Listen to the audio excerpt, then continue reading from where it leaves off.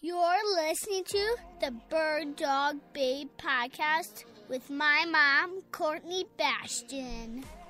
So I've been very lucky. Know people that will help me, and I think that's instrumental, is to find people that will help you. But also, if you're motivated and you're trying hard, people will help you. Hey Bird Dog Babes, my name is Courtney Bastian and I am obsessed with all things bird dogs. And I'm here with you to share the stories, experiences, knowledge, and opinions from the women and a few guys in the industry that are killing it. I'm a Wisconsin girl living in a Montana world. I'm mom and two incredible kiddos, wife and occasional assistant to a pro gun dog trainer, traveling the U.S. talking about canine nutrition while hunting, breeding, and competing with my German wire hair pointers and Bracco Italianos. As someone who started hunting later in life because I wanted to give my dogs the opportunity to do what they were bred to do, I'm here to help inspire, educate, and connect women to get their bird dogs out in the field and experience a bond like no other. So pour yourself a glass of wine and get ready to be challenged and encouraged while you learn. This is the Bird Dog Babe podcast. A big shout out to the people and partners that are helping me keep the MP3s rolling for this podcast. My Patreon patrons, the bread and butter, the peeps, the community of like-minded individuals that are eager to learn and offer to contribute. Join us for $5 per month on patreon.com/thebirddogbabe for exclusive discounts, content, and live Q&A sessions. Dakota 283 Unparalleled Protection Rotomold Kennels. My favorite is the G3. It has a molded-in, easy-to-grab handle on top that makes it easy for me to lift in and out of my truck. The keyed paddle latching door makes me feel at ease on trips when I run into the gas station or a restaurant for a bite to eat and I'm not able to bring the dogs in with me. Go to Dakota283.com and use promo code BIRDDOGBABE for 10% off. And by Siren, Shotguns for Women. Siren carries the only full line of women's shotguns. They are dedicated to providing the equipment and knowledge that make shooting and hunting more enjoyable and less stressful. Newer seasoned hunter, Siren offers multiple options that fit right out of the box. No more compromises. Go to sirenusa.com and check out all the options available for upland, waterfowl, sporting, and trap shotguns. And while you're there, say hello to Julia, Siren's new 12-gauge sporting that is one of the most stunning shotguns I've laid my eyes on. Also by Big Frig, roto-molded coolers with heavy-duty latches, dual stainless steel lock plates that double as bottle openers. They also have dry boxes, tumblers, and growlers. And my favorite, the ability to customize the tumblers and coolers. Head to thebirddogbabe.com/bigfrig to view the wide array of sizes and colors available. There's a Badlands cooler perfect for your way of life. My guest today is Susan Jasmann. Susan was one of my hunting buddies this year. She attended a women's shooting clinic and Learn to Hunt event that I co-hosted, and she joined me for a public land pheasant hunt. Let me tell you why Susan is awesome and inspiring. She's 70 years old and started hunting upland and waterfowl birds a year ago after she bought a Pudelpointer from a reputable breeder that breeds dogs that hunt. Susan went through all the things when she recognized her dog needed a job. It needed to do what it was bred to do. Susan had some challenges. She had to learn how to hunt birds, learn how to shoot a shotgun, and how to train and hunt with a dog that had natural ability to make any hunter proud. All right, let's get after it.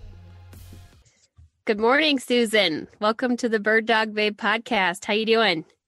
Very well. Thank you for inviting me.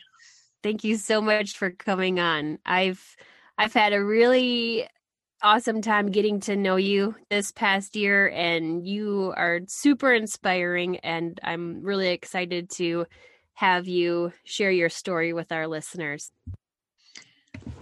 Can you talk a little bit about, tell our listeners who you are, what you've done growing up that's kind of formed and shaped the person that you are today?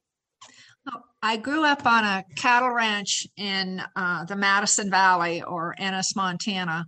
And I don't remember the first time I got on a horse. And as a ranch kid growing up, you work hard. I hunted some with my dad, mostly big game. We did a little bird hunting, but never with a dog. Then I spent 20 years in Seattle in technology. I figured I needed to see the world, and worked for some companies like Siemens and Microsoft, and also some little startups. Then 10 plus years ago, I moved back to Kalispel, or to Montana, and it was just like coming full circle home. I can't imagine living anywhere else at this point, and I would never go back to the city. I have a Pudelpointer hunting dog. Her name is Cedarwood Lexi Lou, and I like that dog better than most people. Her drive to hunt and her desire to hunt gave me no choice but to support that. I couldn't see that going to waste or depriving of something she loves so much. Mm-hmm. So the unique part about you is you just started hunting this last season, right? Pretty much this last season, a little bit last year, but hardly any. It was really this year that I got into it. And keep in mind, I turned 70 this year, but I figure that that's only a number. Age is a mental thing. But had a number of things to learn, like how to hunt birds. And every bird is different. I mean, you hunt grouse different than you hunt pheasants, different than you, and also learning to shoot a shotgun, which was different than shooting a rifle. A rifle's one thing, a shotgun's another matter. And then how to train and hunt a dog. That has actually more skills than I do. So, and your husband, has he bird hunted before this year as well? Yes, the dog hunted. We started the dog. I had a neighbor, Frank Jacobs, that helped me all along. And last season, he hunted the dog all the time. And we started her out as a little bitty puppy. Hunting. We considered doing the natural ability test with her, but I was never going to breed her, and that was going to cost, well over $500, and I couldn't see the point because I knew she would do everything on that natural ability test. But Frank helped me start to train her, and he would give me lessons, and then I would go home and I would work on my lessons. And then he started hunting her a lot with his older dog, a Draught, who's a very good hunter. And so Lexi learned a lot from Frank and Alma. Mm-hmm. So, but has your husband hunted before? Like, did he hunt growing up or previous to these last couple years? Tom's a city boy. Okay. Totally a city boy. He did shoot a deer one year, but then he decided he didn't like venison, which was okay with me. Mm-hmm. But he is a Marine Corps veteran, so he knows how to shoot. But once again, he didn't know how to shoot a shotgun. He was good with a rifle and a pistol, but that's not a shotgun. So we've been working hard on becoming a better shot. Okay. And how can we share his age, or wouldn't he approve of that? He doesn't care. He's 78. Okay. It's amazing. That is amazing. Well, he doesn't look it or act it. Either do you. You don't at 70 either, Susan. Goodness. So have you had dogs previously to Lexi? We had dogs on the ranch, but that was a whole different deal. Those were ranch dogs. And Okay. prior to Lexi, we had another puddle pointer that we also got from Bob Ferris in Boise, Cedarwood Gun Dogs. However, she had ACL problems. She blew out both ACLs in her hind legs. And in retrospect, I think it's because we spayed her too early and she didn't get a chance to really develop those bones properly with the hormones in her body. Okay. And as a result, that was a mere $4,000, $2,000 a leg, which I think is cheap now. And as a result of that, we never really hunted her because she just didn't have the physical capability. She had 2 TPLOs, tibial plateau leveling osteotomies, to fix those ACL problems. And she was a happy dog in the yard, but she couldn't deal with hunting. And I now see the difference with this puddle pointer. The athletic difference is tremendous. So, but our first dog introduced us to the breed and made us realize that there was no consideration to get any other breed at that point. Okay. So what was it? Why did you guys decide on the poodle pointer then? Well, that's an interesting little story. Tom was salmon fishing out of Juneau in Alaska, and there was the guy on the boat had one that would sit in the seat and watch the poles. And the minute a pole started to jiggle, that dog would start to growl. And when the fish was on, the dog was all over it. And Tom fell in love with that dog and told the guy he wanted a puppy out of that dog. And the guy said, well, there's lots of them. He said, no, Tom said, I want that dog's puppy. And so that dog had passed all the necessary tests to breed and have his puppies registered. So he went all over trying to find a breeder, and he found Bob Ferris, Cedarwood Gun Dogs. And actually, Bob was thrilled to meet him. That dog's name was Murph, because he introduced a new line of blood into his kennel. And then we got the pick of that litter for the stud fee. And that was our first puddle pointer.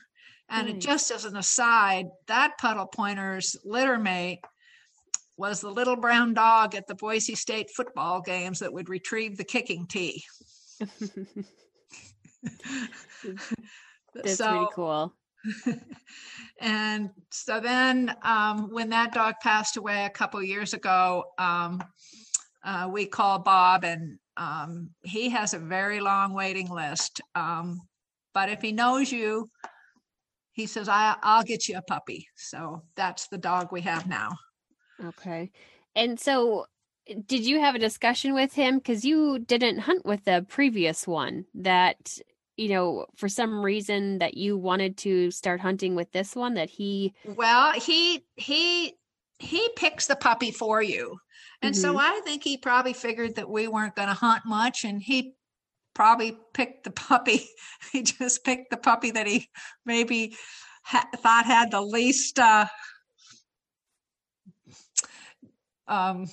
skills or potential skills. And and that's the puppy we got. Well, he was wrong, wasn't he? Yes, but you have to keep in mind, Lexi has 2 of her litter mates are going to the NAVDA Invitational. Okay. And that's awesome. So she turned out, she was the perfect dog for us. Yeah. How old is Lexi now? She'll be 3 in March. How old was Lexi her first season? Because she hunted last year too? She hunted some last year. She'd hunted a lot of grouse last fall with Frank. But the big pheasant hunt in eastern Montana, she got sick a couple days before. She was probably okay to go, but we held her back because there's not much for vet services out in the middle of nowhere in eastern Montana. And so she missed the big pheasant hunt, but she hunted a lot of grouse last fall. I mean, a year ago. Okay. And as her puppy hunt, she did, Frank took her some, and but at that point I wasn't hunting at all because Frank was taking her. Mm-hmm. So now it's my turn to take her. This last year was your time to hunt with her. Right. But Frank and his friend Ty, they will still call when they need another dog and pick her up and take her. So she's hunted with both Frank and another gentleman, Ty, when they need another dog. Right. So you decided not to go the NAVHDA route when you got her. So what were some of the resources you used for training her and just learning that process for yourself? Well, I learned it through, she's been to the Glacier Gun Dog fun hunts here, and she's done very well in those. Her first year out of 35 dogs and 3 fun hunts, she was second by half a point. And in fact, Frank's dog was first and this dog was second, and he ran both of them. But the other thing that I started doing, I know some people in Stevensville that have draughts, and as a result of Frank, I got invited to all the draught training. So Lexi's been to the German training sessions in Stevensville.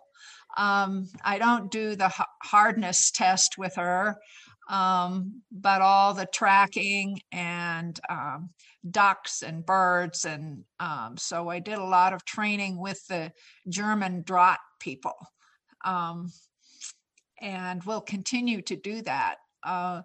The Glacier Gun Dogs here isn't that active in training. I also have access here to a couple of friends, Jeannie Heine and Dave Heine, that are big bird hunters, raise hunting dogs, raise birds, have a great hunting area.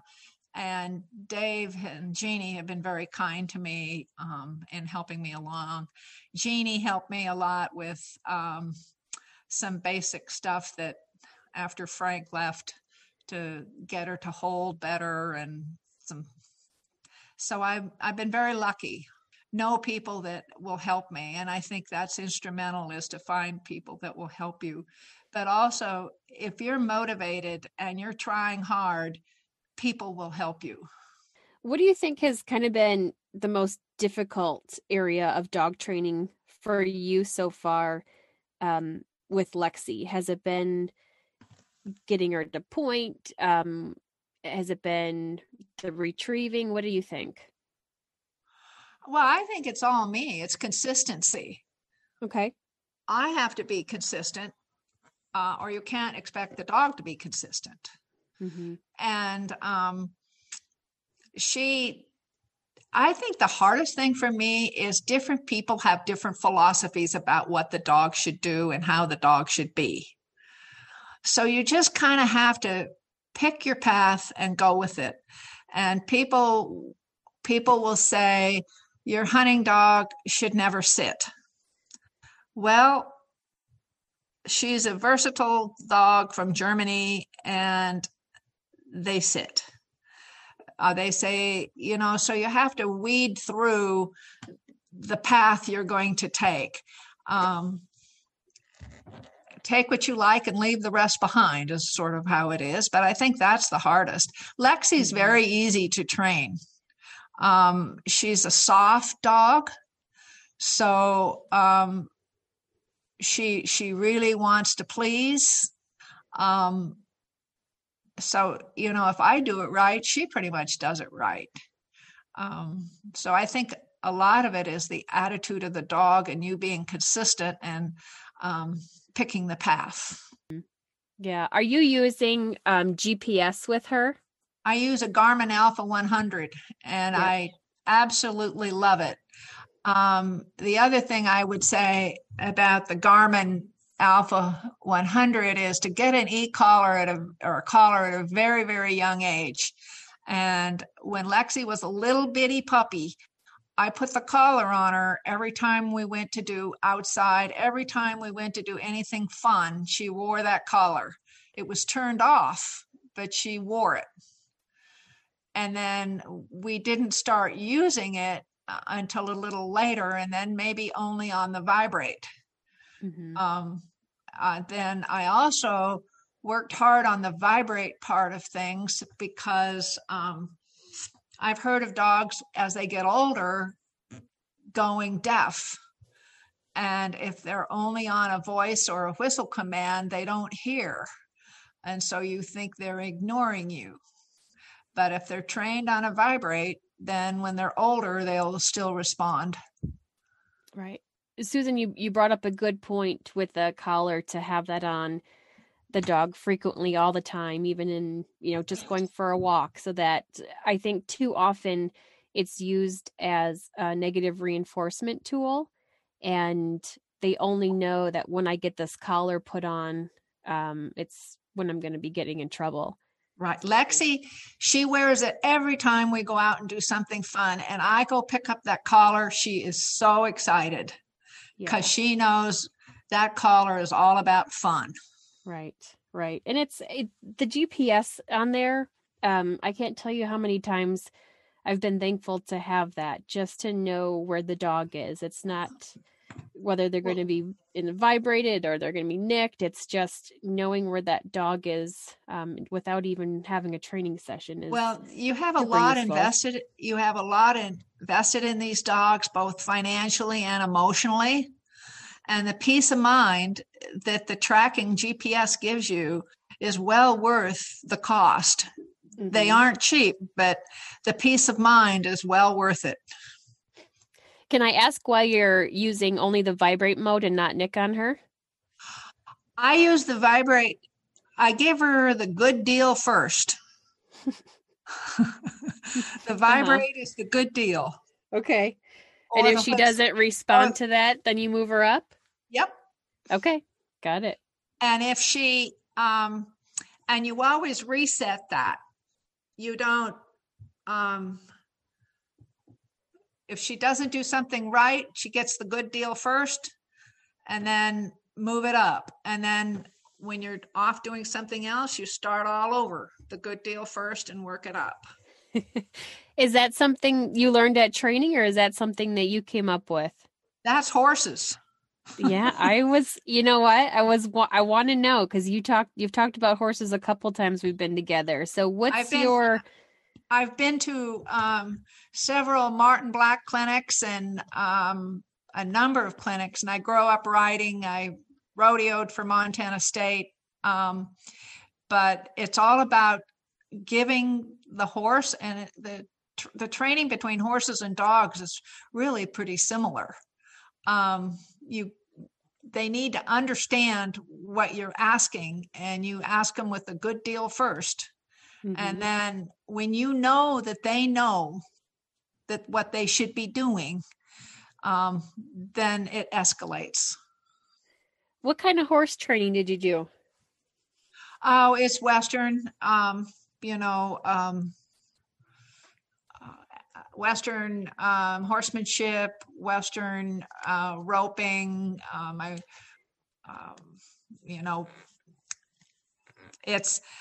I ride with a lady down the road a lot, but that's a whole nother conversation, Courtney. Well, and I'm curious because, so many people that come from horses have a really fluid transition into the dog training aspect of it, which is really what I feel like has been beneficial to you. How many years did you train horses? Well, I took a break when I was working for those companies in Seattle, but training and riding are two different things. Okay. I've ridden all my life, except for when I went to Seattle and worked in the technology era. It just, a horse or a dog didn't fit into my life then. but now I have 2 horses and a dog, so they keep me busy. Does Lexi run along when you're out riding? Oh, all the time. Yeah. She's totally good around horses. I can get them all exercised. I ride one, lead one, and the dog runs along. That sounds like a really good day. Um, Have you hunted off horseback yet with her? no, and I haven't figured out how to do that. Well, let's do that. Let's do that together next. What do? The dog points and then you jump off? Yep. Yep. Have your horses been around gunfire at all? Not so much, but I could work that out. I have a 22 dummy launcher, and they hear that all the time. Perfect. Yeah, you can just do the same as you would with gun introduction to dogs. Start with that launcher, then do a starter pistol and decrease the distance between the sound and the horse and moving up to a shotgun. Absolutely. Yeah. That'd be fun. We could do that next year. I think that I could cover a lot more territory that way. Yes, we definitely could.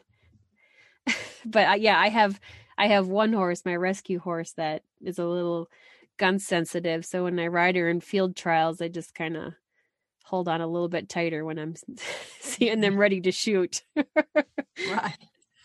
Well, you step off. Yeah. No, well, not when you're riding in a gallery. But right, those shooting things that's the trials. That's a whole different deal. Yeah, no, I wouldn't shoot off my horse's back. No, you dismount and then go down. You'd have, because I have hunted big game a lot off of a horse, and you always have to step off. So Yep, that would be a good time. The learning curve that you've had, not only with the dog training, but you personally. Did you have to go through a hunter safety course?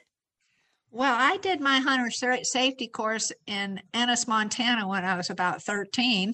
Okay. Yeah. So I wonder how much it's changed since then. No, I don't think much. Yeah. But then, I grew up with guns all the time. There was always guns until I obviously went to Seattle. And then so I was familiar with them, familiar with rifles, not so much shotguns. Okay. And, but now here, I've been shooting a lot. I go to the Big Fork Gun Club. Frank has helped me a lot. He used to run shooting ranges.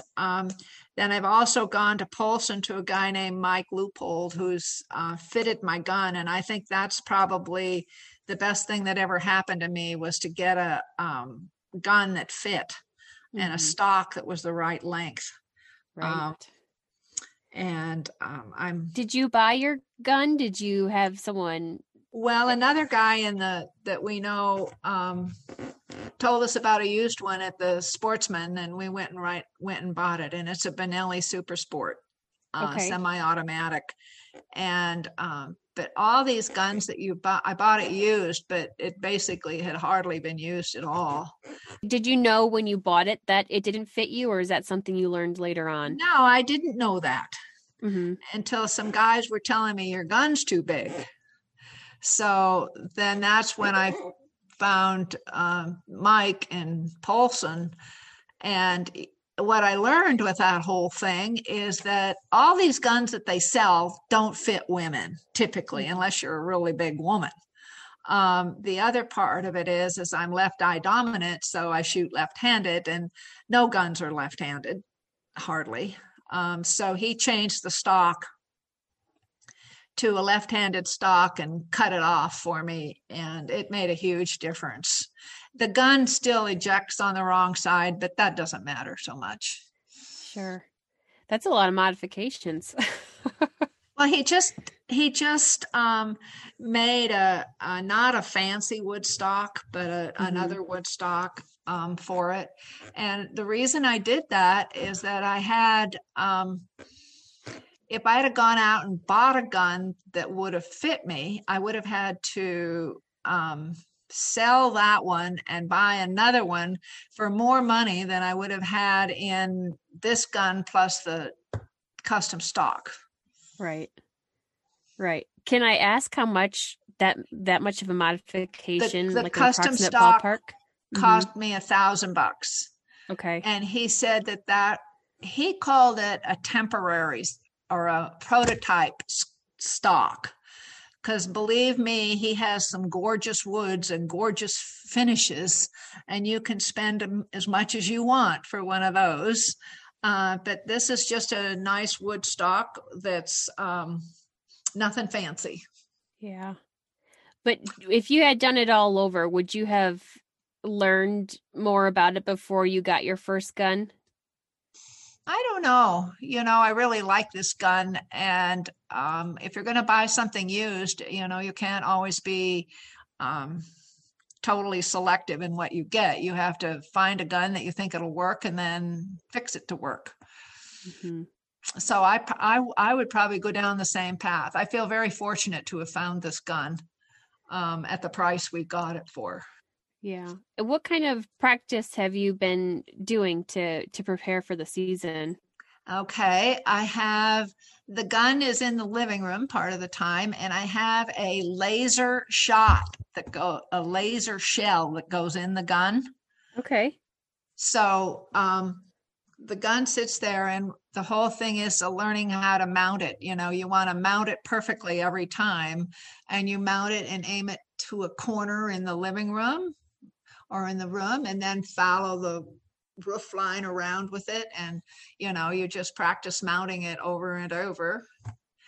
That's at home. And then I have a champion thrower that's with a remote. And Tom and I go to the gun range and we shoot the same clay, the same over and over. So you get to shoot the same shot and get consistent with that. And we haven't been doing that as much as winter happened. But what I want to get, and maybe in the spring, is Garmin has a device that allows you to take a picture and show you just where your shot hits the clay. Yep. Have you used that, Courtney? I haven't used it, but we are dealers for Garmin. So Tracy at Excel Shooting Sports, she bought one of those from us and she loves it. People that are coming out there to demo guns and try them out, she said it's an incredible tool to have. Well, here's the deal. You can sit there and shoot a shot and hit it 10 times in a row. Hit a clay 10 times in a row, and then all of a sudden you miss two. And you don't have a clue why you missed them. Right. And that tells you exactly where your shot was in comparison with the clay, right? Right. Yeah. Unlike shooting with a rifle to a target, whether you're up, down, or right, left. But with a clay, you don't always know that. Yeah, no, I think it'd be really helpful to take that. I'm going to the range now on Wednesdays, so it'd be useful to take that with and be able to get that information. But in Missoula, right? Yeah. Mm-hmm. Right. Yeah. Yep. So yeah, no, I agree. How often before season were you going out and shooting? Oh, a couple times, 3 times a week. Oh, wow. Times a week. Lots. Good for you. Yeah. We need to shoot lots. The dog, you should see the look that she gives you when you miss. Yeah. She's used to hunting with these two guys that don't miss. So she looks at me like, what happened to you? Yeah, she's a very smart girl. I really enjoyed hunting with her when you and I got to hunt out, do pheasant What hunt what I also like is she gets along with everybody. She gets along with other dogs. She minds her own business. She doesn't get into it with other dogs, and she'll hunt for anybody. Yeah. She's not particular who she hunts for. Yeah. Yeah, I told you. I mean, definitely if I ever have a shortage of dogs, I'm going to come pick her up. But we don't seem to have a shortage I of don't dogs think at the that's going to be moment. your problem. Yeah, no, we got good amount right now. Oh, hey, speaking of bird dogs, I want to take a quick second to share an opportunity for you to help the AKC Canine Health Foundation, which is the largest nonprofit funder of health research focused solely on dogs. If you're one of my Patreon patrons, a portion of your $5 per month goes to the AKC Canine Health Foundation. I've partnered with them to fundraise for 3 initiatives: hemangiosarcoma, epilepsy, and tick-borne disease. I'll be mailing out one of their calendars to each person that donates, so head over to www.akcchf.org/birddogbabe to designate a dollar amount and which initiative you would like to support. I'll throw in a cool Bird Dog Babe sticker in the mailing as well. Come on, Bird Dog Babe community, let's help this amazing foundation get closer to answers on these issues that are affecting our bird dogs. And also, I mean, you came to 2 of the shooting events that we had in Kalispel this year, and you shot did you shoot your first bird there? I did. Yeah. I shot a pheasant and a chukar, and then I shot another chukar, but I gave that chukar to the other girl that I was with. So Sure. yeah, and your dogs worked great. Well, I mean, what was the feeling of shooting a bird for your first time? Well, it was shock that I hit it. I didn't miss. But I think too, the one thing about this dog that it's done for me is she absolutely gets me out every day to exercise. Mm-hmm. If I don't take this dog out, she just drives you crazy. These dogs need a lot of exercise, and that's all good for me. It gets me outside. Right. And that's something important in getting a hunting dog in general, or one from a good reputable breeder like you did, when they're bred for purpose. They have that drive, and I can't tell you the amount of inquiries we get of people wanting one and they don't hunt. Of wire hair, I'm sorry, for my breed. Right. And you just trust that they're going to be a fantastic home. They're going to get them exercise, but these dogs really thrive to have a job. And it's not just during hunting season. It's that training, that conditioning, those mental challenges that they need throughout the entire year that they might not get in just being in a pet home. Right. Well, these dogs, these Pudelpointers are bred to be an inside house dog. They bred them purposely. They call them a versatile because they wanted them to be a really nice dog in the house, so the kids and the family would really would work well in the house, and they would be appreciated by whoever doesn't hunt. And then that dog would go outside and a switch would flip, and then they're a hunting machine. And that's one reason why I like her so much, is she has such a big on-off switch. And you take her out hunting, she'll hunt ducks, geese, upland birds, she'll track. So she truly can cover a lot of areas. She goes wild on ducks. Do you feel like if you don't exercise her every day, you notice a difference? Well, I notice a difference in her attitude. She'll start bugging you. Okay. Like in what ways? She wants in, she wants out, she wants in, she wants out. She comes up and looks at you with these big brown eyes and says, "Why are you sitting there?" she can't still sit still. I mean, she's got ants in her pants. So you take her out for a little, I exercise her with the ATV. I walk with her, I ride with her. And if I don't have a lot of time, I throw the chuck it or I use the dummy launcher. So she's doing a lot of things for you in your life, Susan. Don't you feel? Do you think that she's a reason why you're so active at this age and wanting to go out and hunt and do the things is because of your dog? You bet.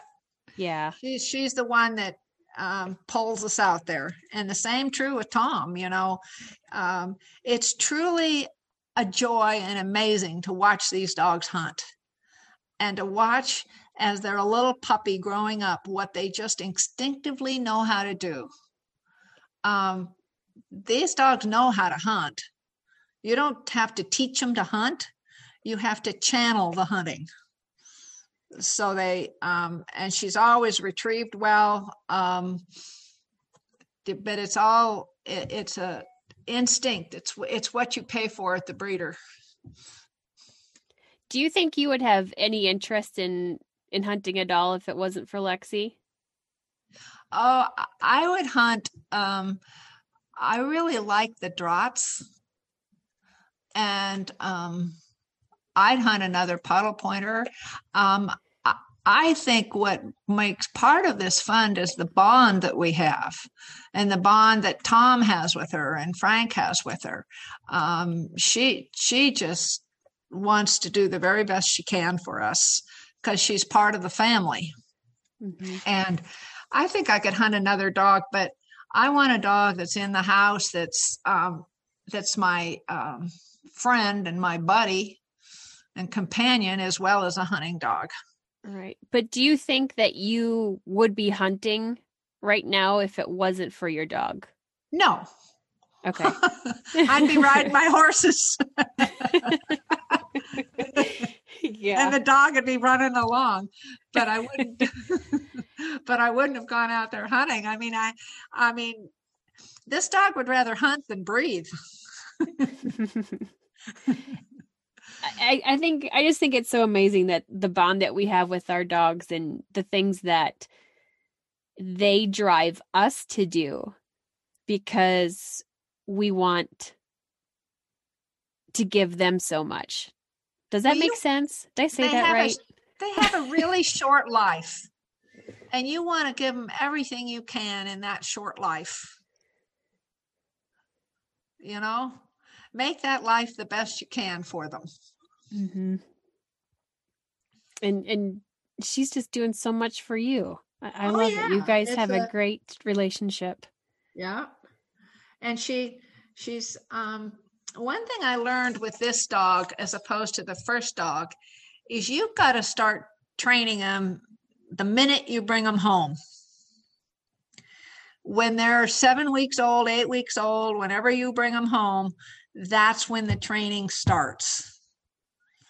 And the other thing we did with her, and this was the breeder's suggestion, is 100 days, 100 experiences. So, in the first 100 days home with her? Yes. Okay. So what are some of those things you did? We took her to a place where there were little kids, where there was commotion. We took her out to some glacier gun dog practice sessions and, threw a bird for her just a few feet and got her around some big dogs that were that knew what they were doing. And it's amazing how they pick up from a trained dog. These little puppies, they will they'll go, oh man, that's what that big dog's doing. I want to do that. And so, but that's what I mean, just all the time, new stuff. And you can't introduce it to other dogs unless you really know the other dog when they're little. But as soon as they have enough shots, get them around other dogs. You see so many dogs that aren't socialized very well. Right. Right. Is there anything kind of being a novice with the hunting dogs, is there anything that you've learned that you're like, I'm not going to do that next time, or I wouldn't do that again? Oh, with our first dog, we just played with the puppy and we didn't start training her right away. Training her in what way? Like obedience or on birds? Just to come. I mean, with these little puppies, you work on them to come. Well, I didn't do any of that, and I didn't do much of it. So I didn't have a dog that was nearly as well behaved and obedient as this dog, because she got away with stuff for quite a while as a puppy. Okay. And what else wouldn't I do? The other thing I wouldn't do is, and I mentioned this before, I wouldn't spay my dog or neuter my dog at an early age, because I think that causes problems later. Did you notice any, and sorry, just to touch on that topic of, what age was she when you spayed her? Do you remember? Our first dog, we spayed her at 6 months. Okay. Did you notice any behavioral issues with her? No, none. Okay. What about like incontinence? Like did she? Okay. No, nothing like that. But when she was 2, one day after a ride, she was laying down and she couldn't lift her hind end up. She struggled and struggled, and it just got worse. And we took her to a number of vets up here who gave us a number of answers. We found and then finally there was a vet in Three Forks, a guy named Kelly Hall. He says, this dog has ACL problems, and if anyone doesn't believe me, just have him call. And he was spot on. And then he ended up doing the surgery for her too. Okay. But if you do what they told me, if you have one ACL go out, chances are the other one's going to be right behind the first one. Yep. Usually within a year. Yep. So when you do one, be signed up for 2. Yeah. And then there's some vets that said they would do both at the same time. And I can't imagine putting a dog through that. No, just the rehab and getting one back is very difficult.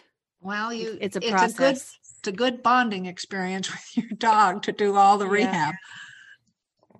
It sure is. Did you do any of the underwater treadmill stuff? No, I didn't have access to that. Okay. You just did work at home then with her? Right. And there was the vet in Three Forks, that surgery came with an appointment with a physical therapist, a dog physical therapist.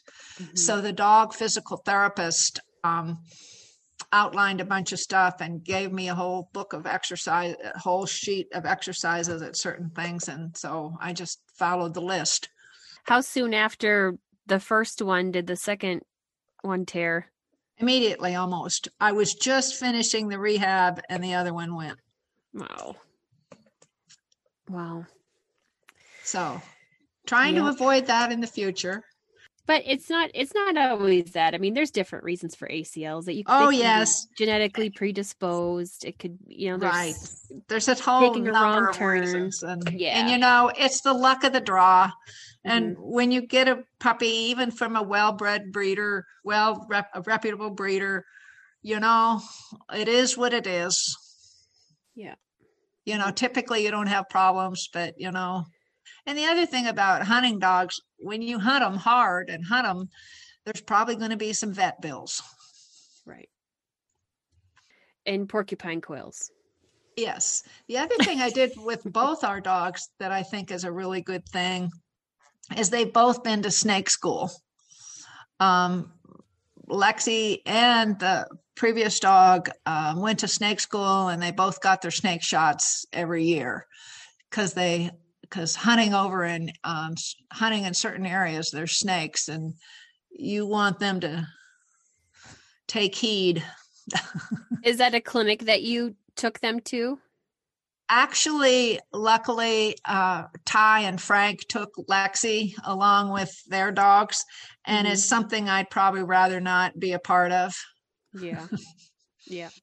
It's brutal. Yeah. Did you have any snake experience with her yet? Nope. Okay. Haven't. Good. Good. Knock on wood. Good. But the one thing about her hunting is, she'll leave the raccoons alone. The other dog, a draught, Alma, she hates them. She jumps right in on them. And Lexi is like, nah, you can have them. And she just turns and comes back and lets Alma have the raccoons, which works for me. Yeah. Because you're not going to be the one that wants to take the raccoon out of her mouth, I'm sure. Well, no, well, you just got to get up there and get the raccoon shot. Would you do that? In a minute. Good. You're hardcore. And the Susan. porcupine. I'd shoot the porcupine in a minute too. I love it. So now that you're finished with this first season, like what have been some of your biggest takeaways that you maybe want to improve on for both you and dog training wise before next season? I need to be a better shot. Okay. And I'm the weak link. Lexi, as a hunter, she's probably a 7 or an 8, and I'm probably a 2. So I think the majority of people can say I need to work on my shot for next year. And then with her, just giving her more experiences and keeping her in shape. And I'm hoping that I'm going to get on some ducks or geese before this season's over, but no guarantees. Waiting. I'm going to try to help you with that. We need to waiting patiently for the invitation. I know. I haven't had a chance to get up there this week. I told you I'd give you a call as soon as I do. So, but I'm trying to. I don't know. There's a neighbor that might invite me, but I'm waiting for the invitation. We'll go because I have a dog I want to get out on ducks too. And our weather's been nice here the last week. Oh, it's beautiful. And the water's open, I mean, right. Not everything's frozen over, so it'd be good, but it would be. We'll do it. What else? What about dog training wise? I think continue more on direction, to have her follow my arm direction. She'll follow the direction I walk pretty well, but to send her right or left or back, she could be better at that. Okay. Well, I really enjoyed hunting with her for the one hunt we went on, Susan. She worked in the cattails really well. She was fun. She's a good little girl. She likes to hunt. You've done a good job with her too. Well, I suppose the other thing that scares me about hunting is traps and snares. Mm-hmm. Are you carrying a cutters with you? I carry a cutter, and then there's also this trap release thing that I found. We carry one of those that makes it easier to release a trap. I'm just hoping I never have to use any of those things. What are some tips that you think you could share with other people that are interested in getting started? You're never too old and you're never too young. Well, legally. Legally, I suppose you are. But you're not too young to go. You can go. Yep. You can go along, maybe not hunt, but you can go along with mom and dad or somebody. And the other part of it is it's just one step at a time. Don't look at the whole big thing. It gets too mind-boggling. Just take it one step at a time. And I suppose what else? Like I said earlier on, find somebody to help with your dog and your shooting. How did you find the people that you did? Well, Frank was a neighbor. Okay.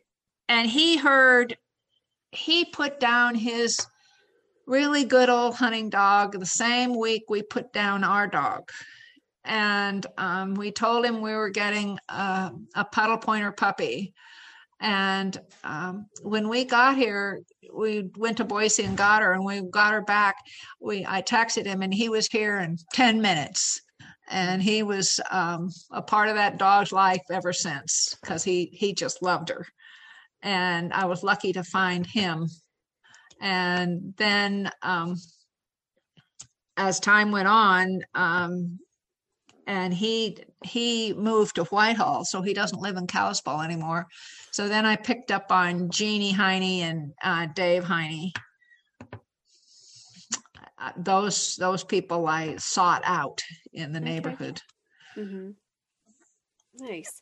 And the other thing I think is for me is getting a well-bred dog from a reputable breeder that has a lot of natural instincts. So it makes it easier.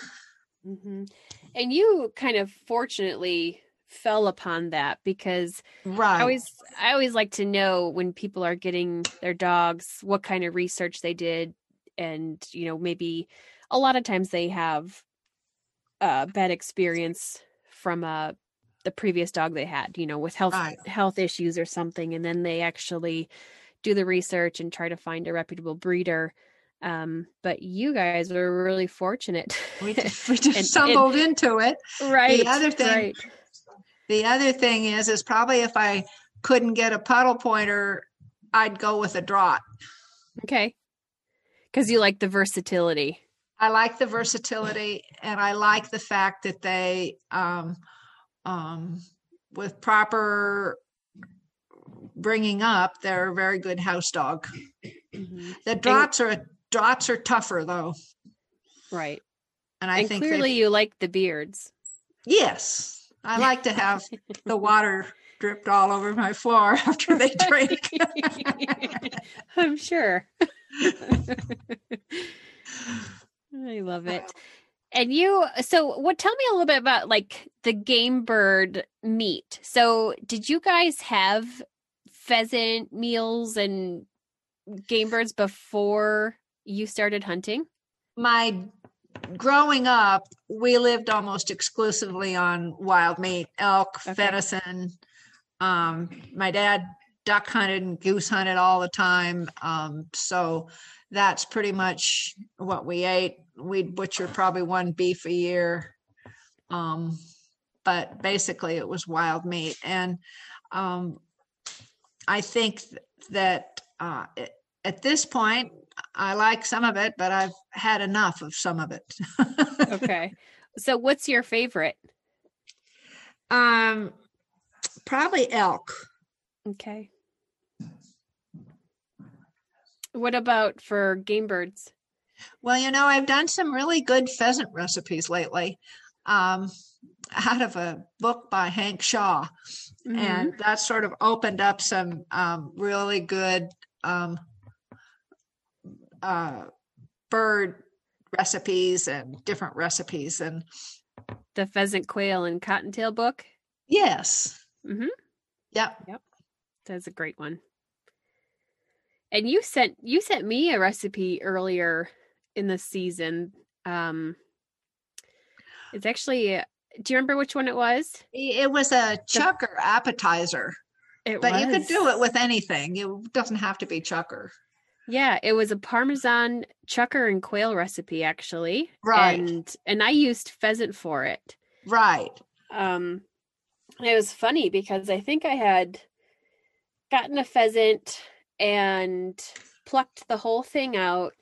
And then you sent me the recipe like that night. And then the next day when I had the bird sitting in the fridge, I'm like, okay, well, I'm gonna try this recipe that Susan just sent me. And then it called for skinless breast. So right. I had done all that plucking. Oh. But it was delicious. It was my kids. I think, gosh, I think we put in, we thawed out a couple different pheasants, but yeah, we ate it right up. It was a really good recipe. And I'll put that in, I'll add that to the website. I have a Patreon patron favorite recipe link. I'll add your recipe to it that you shared with me. I didn't get the opportunity this Thanksgiving, but I was gonna. Tom's grandkids and stuff were all from Seattle and the city kids, and they were all gonna be over here, and I was gonna cook that. They didn't come this year for obvious reasons, and I was going to cook that appetizer for them and not tell them what it was until afterwards. It's so good. I'll still pull that one on them. Mm-hmm. Yep. What's one of your favorite recipes from Hank Shaw's book?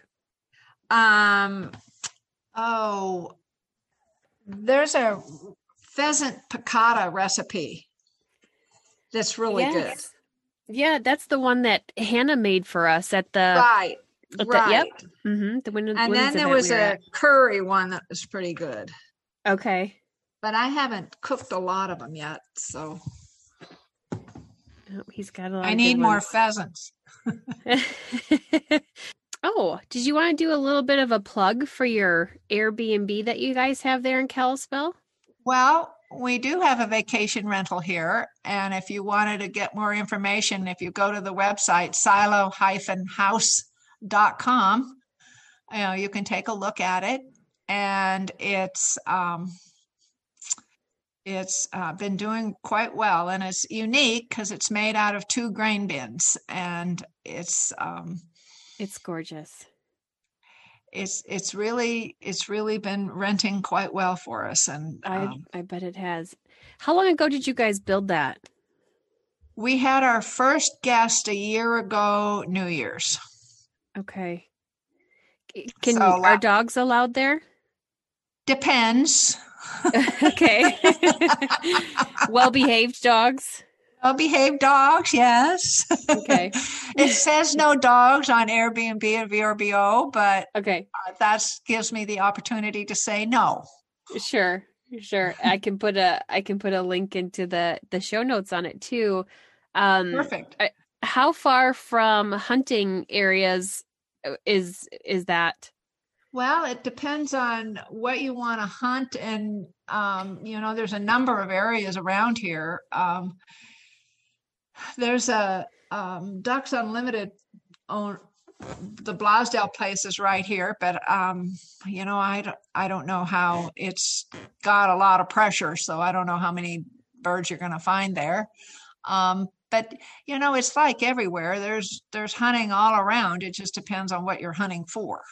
Right. So like rough grouse. I know where you'd go to get blue grouse. Okay. How far is that? Up the top of Blacktail, 10, 15 miles. Okay, perfect. But you got to walk, that's a walking deal. You got to walk up high. Yeah, that's where they are. They're up high. Mm-hmm. And a lot of times you can't drive up high. You've got to walk. Perfect. No, it's a beautiful place. So you had 2 grain bins brought in, right? No, they were on the property. Okay. And if you look at that website, you can see the whole picture of what it was. It was a piece of property that was adjacent to ours, and we ended up buying it in a foreclosure sale on the courthouse steps. Okay. Is there anything else you wanted to talk about, Susan, before we... I think we've really covered a lot of stuff, and I sure thank you for the opportunity. I think this was great. Yeah, well, thank you for the opportunity. I've enjoyed getting to know you this last year and spending some time with you and Lexi, and we need to definitely get out here on ducks before season's end. It'll be good. Let's do it. Thanks for listening to another episode of the Bird Dog Babe podcast. If you enjoyed this episode, please share it and tag someone that would benefit from listening. And to help others find this podcast, please give it a rating and review on whichever platform you're listening from. And be sure to subscribe so you don't miss an episode. Until next time, Bird Dog Babes, keep them versatile.